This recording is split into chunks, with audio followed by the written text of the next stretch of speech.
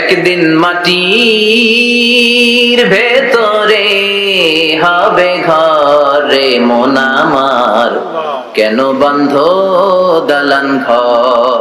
মাঝে মাঝে কবরস্থানে যাবেন, যে একটু দেখবেন এই কবরস্থানে শিশুরা শুয়ে আছে, কিশোররা শুয়ে আছে, আপনার মতো তাগড়া যুবকরা শুয়ে আছে, ওদেরও রক্ত গরম ছিল আপনার মতো। আজ ওরা নাই, সব শেষ। আপনাকেও যেতে হবে, এই কবরে আমাদেরকে যেতে হবে, কবরের প্রশ্নের উত্তর দিতে হবে। চিল্লায় বলেন ঠিক কিনা? কবরে প্রথম প্রশ্ন করা হবে, মার রব্বুক, তোমার রবের নাম কি? আমাদের রব কে? আল্লাহ। ওমা দীনুক, তোমার ধর্মের নাম কি? আমাদের ধর্মের নাম কি? বিশ্ব নবীর চেহারা দেখিয়ে বলা হবে, এই লোকটাকে তুমি চিনো কিনা? চিনি না আমরা? যাদের চেয়ে সুন্দর তুমি নবী আমার কামলিওয়ালা, দু জাহানের বাদশা তুমি প্যারা নবী সাল্লাল্লাহু আলা, দু জাহানের বাদশা তুমি প্যারা নবী সাল্লাল্লাহু আলা, যাদের চেয়ে সুন্দর তুমি নবী আমার কামলিওয়ালা। সুবহানাল্লাহ পড়ে। আমাদেরকে জিজ্ঞেস করা হবে, রব কে? বলবো আল্লাহ। ধর্ম কি? বলবো ইসলাম। এই লোকটারে চিনো নাকি? আমরা বলবো চিনি, আমাদের প্রাণের নবী মুহাম্মদ সাল্লাল্লাহু আলাইহি ওয়াসাল্লাম। তিনটা প্রশ্নের উত্তর করতে পারলে এডিশনাল আরেকটা প্রশ্ন, ওমা ইলমুক। এই তিনটা প্রশ্নের উত্তর জানলা কেমনে? নকল করছো নাকি? বাংলাদেশে নকল আছে না নাই? কোথায় নকল করে? হ্যাঁ, কিছু লিজেন্ড আছে দেখি, একেবারে জামার ভিতরে নকল, টুপির ভিতরে নকল, স্কেলের ভিতরে নকল, মৌজার ভিতরে নকল। আছে না নাই? কথা বলেন। ফেরেশতারা বলবে, তুমি তিনটা প্রশ্নের উত্তর করলে কি করে? আপনাকে বলতে হবে, আমি কোরআন থেকে শিখেছি, আমি হাদিস থেকে জেনেছি। চিল্লায় বলে ঠিক কিনা? তখন ফেরেশতারা বলবে, আহলান ওয়া সাহলান, মারহাবান, কংগ্রাচুলেশন, তুমি উত্তর করতে পেরেছো। ইফসাহু লাহু কবরুহু ৭০ যিরান, আপনার কবরটারে ৭০ হাত লম্বা বানিয়ে দেয়া হবে। ইফতাহু লাহু বাবুন ইলাল জান্নাহ, জান্নাতের দিকে দরজা করে দেয়া হবে। ইলবাসু মিন লিবাসিল জান্নাহ, জান্নাতের পোশাক পরিয়ে দেয়া হবে। আর বলা হবে, নাম কানাউমিল আরুস, বাসর রাতে কনেকে নিয়ে বর যেমনি শান্তির ঘুম, আরামের ঘুম দেয়, তুমিও ঘুম দাও, ঘুমাও। You should get some sleep now, you are very tired man, ঘুমাও, অনেক হয়েছে, ঘুমাও। তোমার এই ঘুম কেউ ভাঙাবে না, ইসরাফিলের সিংহার ফুৎকার ছাড়া। আল্লাহ লম্বা ঘুম যেন দিতে পারি, তৌফিক দাও। আর যারা ইসলাম বিরোধী, কোরআন বিরোধী, বিশ্বনবী বিরোধী, তাদেরকেও প্রশ্ন করা হবে, তোর রব কে? মার রব্বুক, সে বলবে, লা আদরি, আমি কিছু জানি না, আমি মাফ চাই, দোয়া চাই। কথা কম, জানি না, আমি কিছুই মনে করতে পারছি না, আমি কিছু জানি না, আমার ধর্ম নাই, কর্ম নাই, আমার ধর্ম যার যার, উৎসব সবার, আমার কোনো ধর্ম টর্ম নাই, আমার কোনো নামাজ রোজা নাই, আমার কোনো রব নাই। দ্বিতীয় প্রশ্ন, ওমা দীনুক, তোর ধর্মের নাম কি? সে বলবে, ধর্ম কি? আমি জানি না, আমি ধর্মরে গালি দিতাম, আমি দুনিয়া ইসলাম রে বাস দিতাম, আমি আলেম ওলামাদের বিরোধিতা করতাম, আর শাহবাগের মঞ্চে উঠে ভাষণ দিতাম। আছে না নাই? সব গুমর ফাঁস হয়ে যাবে, ইয়াউমুত তাকাবুন। এরপর বিশ্বনবীর চেহারা দেখিয়ে বলা হবে, এই লোকটার চিনো নাকি? সে বলবে, চিনি না, তবে আমার বন্ধুরা তার বিরুদ্ধে ব্লগে লিখতো, আমিও ব্যাড ব্যাড কমেন্টস করে দিতাম, এই লোকটার বিরুদ্ধে আমি কার্টুন বানাতাম, এই বিশ্বনবীর বিরুদ্ধে আমি কথা বলতাম। চিল্লায় বলেন ঠিক কিনা? ফেরেশতারা বলবে, লা দারাইতা ওয়ালা তালাইতা, তুই তো কিছুই পারলি না, তুই তো কপাল পোড়া। ফায়ুত্রাকু বিমাতারিকা মিন হাদিদ, লোহার হাতুড়ি দিয়ে পিটিয়ে ওর মাসেলগুলো থেতলে ফেলা হবে।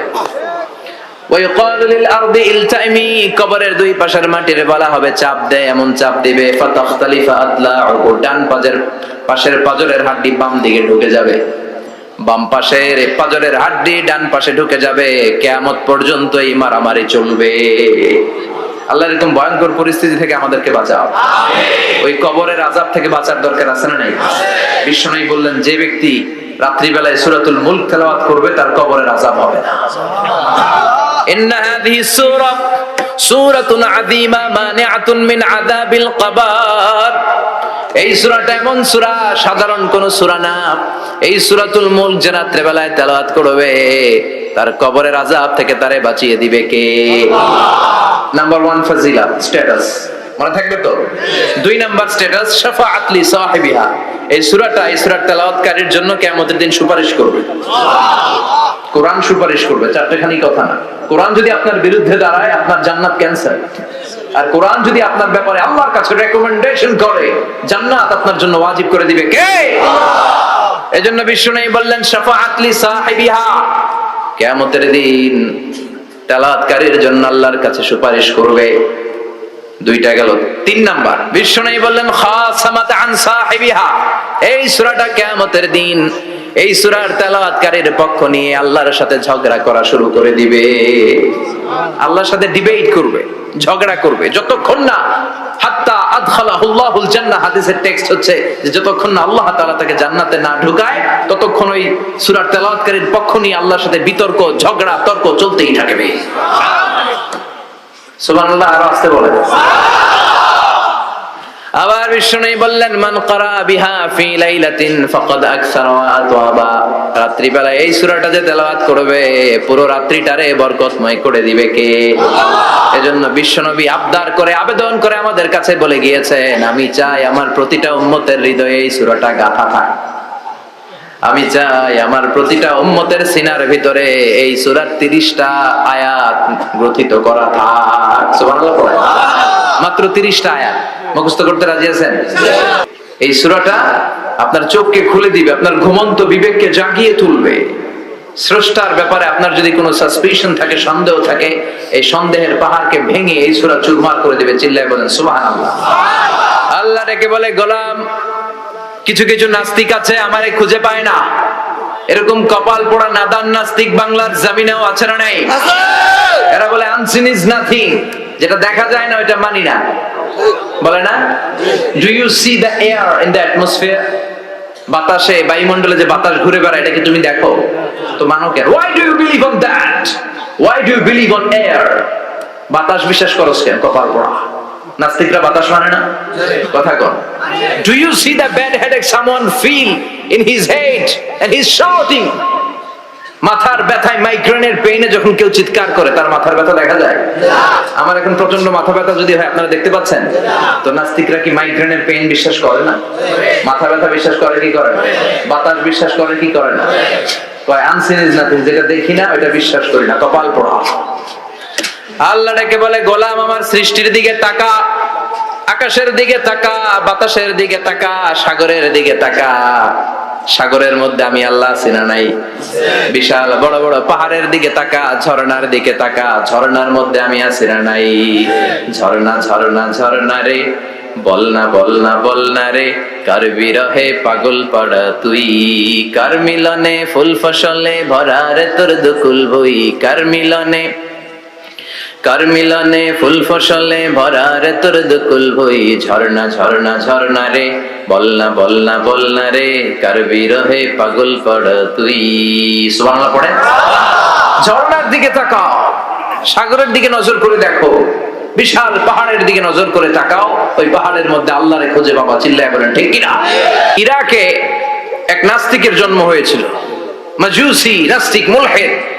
সে বলে বেড়াচ্ছিল আমি স্রষ্টায় বিশ্বাস করি না, কারণ স্রষ্টা দেখা যায় না। ইরাকের লোকেরা বলল আমাদের একজন ইমাম আছে, নাম নু'মান ইবনে সাবিত। কি নাম?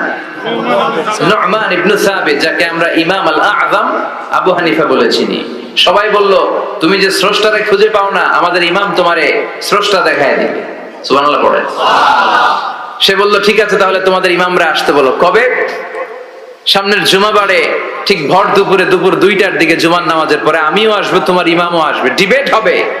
দেখি আমি স্রষ্টার বিপক্ষে আর তোমাদের ইমাম স্রষ্টার পক্ষে, দেখি কে জিতে যায়।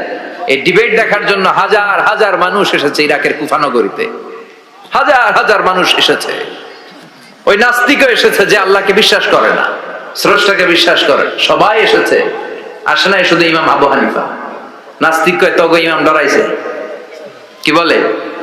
তোদের ইমাম ভয় পেয়েছে। উনি এসেছেন 1.5-2 ঘন্টা দেরি করে। 1.5 ঘন্টা দেরি করে যখন উনি আসলেন, নাস্তিক বলে আপনার সাথে কোনো কথা নাই, আপনার তো সময়ের জ্ঞানই নাই, আপনার সাথে কিসের আলাপ? ইমাম আবু হানিফা বললেন ইনদি উযর, আমার ওযর আছে। কি ওযর? তিনি বললেন আমি যখন ঘর থেকে বেরোই, আমার বাড়ির সামনে বিশাল এক নদী পড়ে যায়, আর এই নদী পেরোতে আমার নৌকা ব্যবহার করতে হয়। আজকে এসে দেখি নৌকাও নাই, মাঝিও নাই, কিচ্ছু নাই। কিভাবে পার হবো? হঠাৎ দেখলাম নদীর পাশে বিশাল বড় গাছ, গাছটা হঠাৎ এমনি এমনি দুই টুকরা হয়ে গেল। গাছ থেকে বিশাল কাঠের তক্তা বের হয়ে গেল, তক্তাগুলো অটোমেটিক্যালি জোড়া লেগে নৌকা হয়ে গেল। এই নৌকা মাঝি ছাড়া সা করে আমার সামনে চলে এলো। আমি নৌকায় বিসমিল্লাহ বলে বসে পড়লাম। হঠাৎ নৌকা আমারে টান দিয়ে ওপারে নিয়ে এলো। তারপর আমি আপনার এই ময়দানে ছুটে এসেছি। এই যে গাছ কাটা, তক্তা হওয়া, নৌকা হওয়া, মাঝি ছাড়া চলা, এই প্রসেসিং হতে আমার 2 ঘন্টার সময় লেগেছে। I am extremely sorry for that. আমি দুঃখিত। নাস্তিক নেতা বলে তবে ইমাম গাঞ্জা খাইছে। কি খাইছে? তোদের ইমাম মজনুন জুন্না আলাই, মাথার তার সিরা নিয়ে যা। ইমাম আবু হানিফা বললেন, ময়দানে আমারে গালি দিলেন কেন? পাগল বললেন কেন? তার সিরা বলে ডাকলেন কেন? মজনুন শব্দ ব্যবহার করলেন কেন?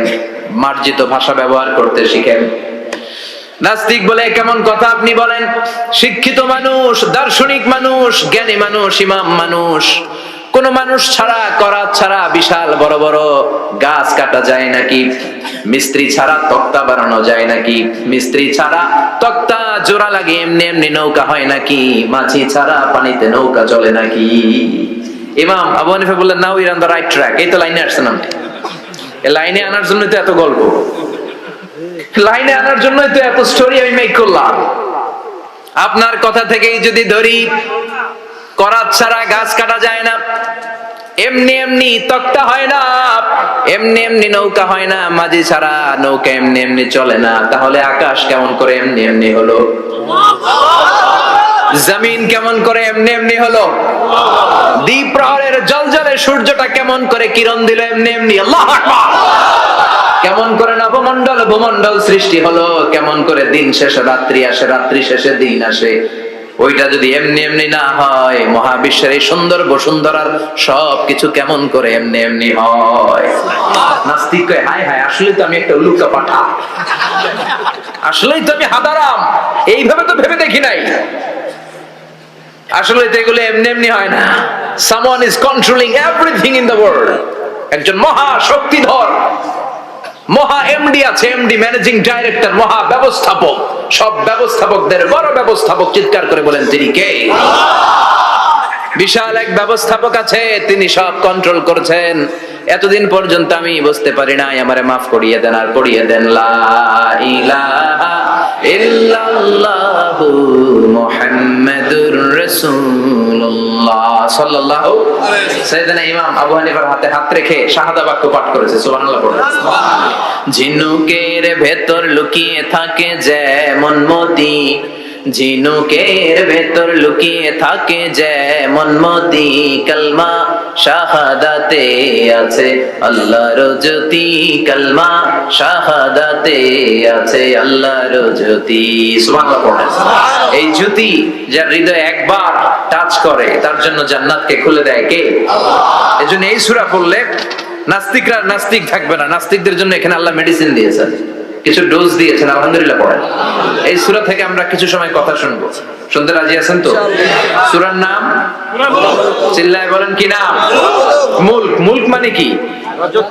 মুলক মানে রাজত্ব, মুলক মানে ক্ষমতা, মুলক মানে পাওয়ার, মুলক মানে কিংডম, মুলক মানে সভরেনিটি। সুবহানাল্লাহ পড়েন। রব্বুল আলামিন বলেন, তাবারাকাল্লাযী বিয়াদিহিল মুলকু ওয়া হুয়া আলা কুল্লি শাইইন কাদির। সুবহান সেই সত্তা যার হাতে ক্ষমতা আর তিনি সব বিষয়ে ক্ষমতাশীল। সুবহানাল্লাহ। তাবারাকাল্লাযী বিয়াদিহিল মুলক, মহামহিম সে সত্তা, সুমহান সে সত্তা, বিয়াদিহিল মুলকু, যার হাতে ক্ষমতা। ক্ষমতা কার হাতে? আল্লাহ। চিৎকার করে বলতে হবে, কার হাতে? নাকি আমাদের হাতে? না সরকারের হাতে, পুলিশের হাতে, র্যাবের হাতে, মাশরাফির হাতে, হিরো আলমের হাতে? ক্ষমতা কার হাতে? ক্ষমতা শুধুমাত্র একজনের হাতে। চিল্লায় বলেন, তিনি কে? আল্লাহর হাতে ক্ষমতা, আর তিনি হচ্ছেন সকল ক্ষমতার উৎস, centre of the all powers. সব ক্ষমতার উৎস কে? নাকি জনগণ? আমরা কিন্তু এটাই শিখি, দেশে আমাদেরকে রাষ্ট্রীয় ভাবে শিখানো হয় এটা রাষ্ট্রীয় কুফরি। সকল ক্ষমতার উৎস জনগণ নয়, সকল ক্ষমতার উৎস কে? উনি ক্ষমতার উৎস, তিনি ক্ষমতাশীল, মহা ক্ষমতাধর, তার ক্ষমতার সাথে কারো তুলনা হয় না। আমাদের কি ক্ষমতা আছে? কথা বলেন। বল্লা পোকার কামড় খাইছেন? হ্যাঁ, মৌমাছি কামড়াইছে? মৌমাছি কামড়াইলে চিল্লাচিল্লি শুরু করে, তো কি ক্ষমতা আছে আপনার? বল্লা কামড় মেয়েরা দেয় ধরে ধরে যে মার মইটাও পারি না। কুত্তায় কামড়াইলে আমরা কুত্তারে কামড়াইতেও পারি না। কথা বলেন। আমরা নাকি ক্ষমতার মালিক। পিছন থেকে কেউ যদি বলে হুজুর সাপ, মজা করে বলছি এতেই ভয় পাইছি, আসলে যদি ফস করে আসতো শব্দ, স্লোগান দেওয়ার বেলায় লিল্লাহে তাকবীর আল্লাহু আকবার, আমার ভাই তোমার ভাই, কাপায় ফেলামো নামায় ফেলামো। কথা বলেন। আর যদি পেছন থেকে কেউ আওয়াজ করে বলে সাপ, দৌড়। আপনারা কি দৌড় দিবেন? আমরা এদিক দিয়ে দৌড় দিব। কথা কন। চাচা আপন প্রাণ জীবন বাঁচানোর জন্য ভয়ে পাগল। সাপ লাগবে না, ভাওয়া ব্যাং চিনেন? মাইথা দিয়ে নাই বোধহয়, আছে আছে। কি করে? খালি লাফায়। 10টা ভাওয়া ব্যাং যদি ছেড়ে দেওয়া হয় স্টেজে 2টা আর বাকি 8টা এদিকে, ভাওয়া ব্যাং আর কি লাভ দিবে? এর চেয়ে লাফালাফি শুরু করবো আমরা। কথা বলে। আর আমরা দাবি করি আমরা ক্ষমতার উৎস। কোনো ক্ষমতা নাই। একবার ডায়রিয়া হলে 3বার টয়লেটে গেলে আর চেহারার দিকে তাকানো যায় না। কারে মাফ করে দে, আই মরে যাইও, আই হাইটার ন আছে না নাই? তো পারবেন না কেন? আপনার ক্ষমতার উৎস, আপনি না ক্ষমতার উৎস। আরে আপনার তো কোনোই ক্ষমতা নাই। খুলিকাল ইনসানু দাঈফা, মানুষকে দুর্বল থেকে দুর্বল করে তৈরি করেছে কে? এজন্য রব্বুল আলামিন বলেন তাবারাকাল্লাযী বিয়াদিহিল মুলকু ওয়া হুয়া আলা কুল্লি শাইইন কাদির। সুমহান সেই সত্তা যার হাতে ক্ষমতা। চিল্লায় বলেন ক্ষমতা কার হাতে? আমাদের হাতে কোনো ক্ষমতা নাই। আমরা হলাম দুর্বল। আমরা কি দুর্বলের ঘরের দুর্বল। আমরা যখন জন্মেছিলাম দুর্বল। আমার ছোট্ট একটা মেয়ে আছে, আমি অবাক হয়ে থাকি যে আমিও তাইলে ছোটবেলায় এরকম ছিলাম। না খাওয়ালে খেতে পারে না, পেশাব পায়খানা করে, ঘর নষ্ট করে, বমি করে, দাঁড়াতে পারে না, শুইতে পারে না, লালা পড়তে থাকে, ক্লিন করতে হয়, সব সময় তাকে সার্ভ করতে হয়। কি দুর্বল ছিলাম আমরা। ওই দুর্বলতা থেকে যৌবনের সাময়িক একটা সময় পাই রক্ত গরম। এরকম রক্ত গরম তোমার আগে ছিল না। আগে তুমি দুর্বল ছিলা। তুমি শুধু দুর্বল না, তুমি দুর্বলের ঘরের দুর্বল। আমাদের 14 পুরুষ দুর্বল ছিল, বলেন ঠিক কিনা? কি ক্ষমতা আমাদের? দুর্বল হয়ে দুনিয়ায় জন্মালাম, সাময়িক কিছু সময়ের জন্য যৌবনের শক্তি পেলাম, আবার ওইটার পরে আবার দুর্বল হয়ে গেলাম। রং ধরা যৌবন জং ধরে শেষ, আবার লাঠি নিয়ে হাঁটা লাগে। কোমরে ব্যথা, মাজায় ব্যথা, আবার কুজো হয়ে যায়। কি ক্ষমতা আছে আমার? কি ক্ষমতা আছে? একটু ভূমিকম্প হলে কাঁপাকাঁপি শুরু হয়ে যায়, ঠিক কিনা? ভূমিকম্প হলে বাঁচার জন্য সব দেয় দৌড়। টেলিভিশনের কিছু লাইভ প্রোগ্রাম দেখলাম, উপস্থাপকও দৌড়, অতিথিও দৌড়। দেখেন নাই? লাইভ ব্রডকাস্টিং হচ্ছিল, কি সরাসরি সম্প্রচার। যখন দেখা যাচ্ছে চেয়ার কাঁপতেছে, উপস্থাপক দৌড়, আর মেহমানরা বসে আছে মাইক নিয়ে। কিছুক্ষণ পরে আরো কাঁপাকাঁপি বেড়ে গেল, মেহমানও দৌড়। কথা কন। 20 তলা 30 তলা দামি দামি বিল্ডিং গুলোর ফ্ল্যাটের ভেতরে যারা থাকে, তুফান শুরু হলে দেয় দৌড়। কথা কন। ভাড়াটিয়ারা দৌড়ায়, বাড়িওয়ালারা দৌড়ায় না। নিজের বাড়ি তো, এজন্য দৌড় দেন নাকি? ভূমিকম্প হলে ভাড়াটিয়াও দৌড়, বাড়িওয়ালাও দৌড়। র্যাবের প্রধান দৌড়, পুলিশ প্রধান দৌড়, শুধু প্রেসিডেন্ট আর মাননীয় প্রধানমন্ত্রী দৌড়ায় না। কথা কন। বাঁচার জন্য সব দৌড়। কয়েক বছর আগে পত্রিকায় একটা হেডিং পড়লাম, মাননীয় প্রধানমন্ত্রীকে বহনকারী বিমান এর 33 চক্কর আকাশে। কয় চক্কর? কি যেন সমস্যা হয়েছে, বিমান নামতে পারছিল না। তখন ওনার সাথে আবার স্পেশাল সিকিউরিটি ফোর্স থাকে। ওনারা বলল, honourable prime minister, we can not land now because of some flying মেকানিজমে আমাদের সমস্যা হচ্ছে, আমরা ল্যান্ড করতে পারছি না, ঝামেলা হচ্ছে, নিচেও হয়তো কোনো ঝামেলা দেখা দিচ্ছে, আমরা এখন নামতে পারবো না, উই ক্যান নট ল্যান্ড নাও। আপনাকে একটু ধৈর্য ধরে বসে থাকতে হবে। তখন ওই ওনাকে বহনকারী বিমানটা আকাশে 33টা চক্কর মেরেছিল। এটা নিয়ে কভার করা হয়েছে পত্রিকায়। উনি আপনার কি মনে হয় 17 কোটি মানুষের প্রধানমন্ত্রী, এদেশের সবচেয়ে ক্ষমতাধর নারী, উনি যখন বিমানে বসা অবস্থায় শুনলেন বিমানে ঝামেলা বা নিচে ঝামেলা, ওনার অন্তরে ভয় ঢুকছে কার? উনি বসে বসে জিকির করছে কার? তাহলে দেখেন ক্ষমতাও সবসময় কাজে লাগে না। চিৎকার করে বলেন ঠিক কিনা? ক্ষমতা আপনারে বাঁচাতে পারবে না, আপনারে বাঁচাতে পারে একজন। চিৎকার করে বলেন তিনি কে?